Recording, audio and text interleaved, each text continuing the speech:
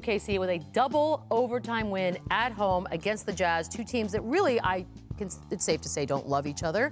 And things were bizarre each time ran out, and then Paul George, he's doing a good job of killing all that he's not clutch narrative, right? Yeah, he's definitely doing a great job this year. As you saw the numbers, 0 for 14 in his first 8 seasons. You wouldn't believe that from a caliber Paul player, George, yeah. Paul George, especially with the seasons that he's having.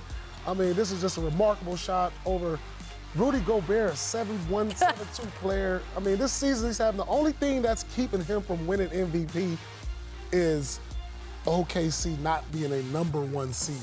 Well, but in fairness, he's creeping a little bit closer with the performance he had tonight.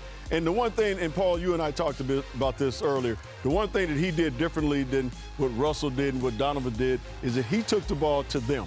He did not settle on jump shots. He was aggressive, went to the cup, made Rudy come over, threw it over that outstretched hand of his.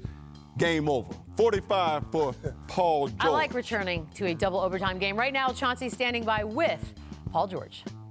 I'm here right now with the MVP, the legit MVP candidate, and Paul George. Talk about that last shot you hit. I mean, all game they've been on me about, getting the charge, running into Gobert. I knew I just had to step over and put it up. If I missed, Steve-O was down below with nobody on him, so I tried to play the 2-on-1.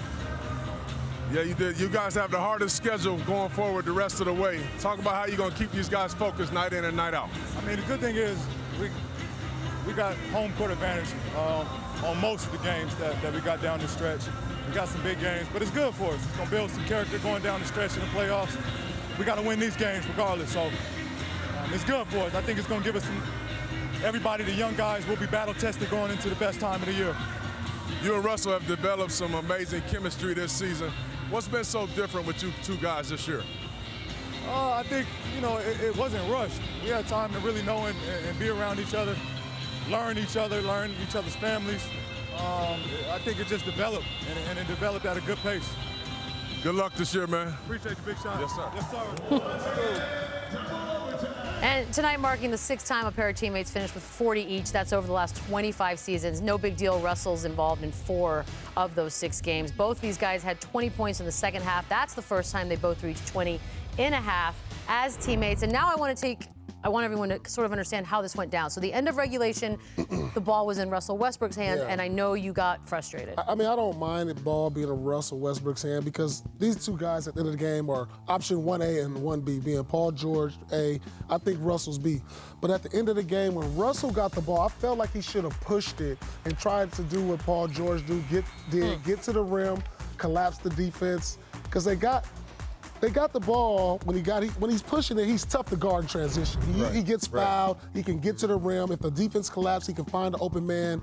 And then in overtime, he pushes it down and gets a charge. So you kind of question these decisions from Russ, but these are things they're going to learn from because in playoff times they're going to get in these situations, and he's going to have a better understanding of them. But what a game by these two superstars, and thank goodness for PG-13 bailing Russ out because when you're a superstar on the bench in overtime, that's the most frustrating feeling, knowing that you can't help your team out. Byron, did it not feel a little deja vu-ish as we're going down the end of the first overtime? Donovan Mitchell now has the ball, and it still feels like there's a lack of urgency as time winds down. It was a lot of the same of what just Paul talked about. Beadle, when you look at Donovan, now the biggest difference between these two is that Donovan's a whole lot younger.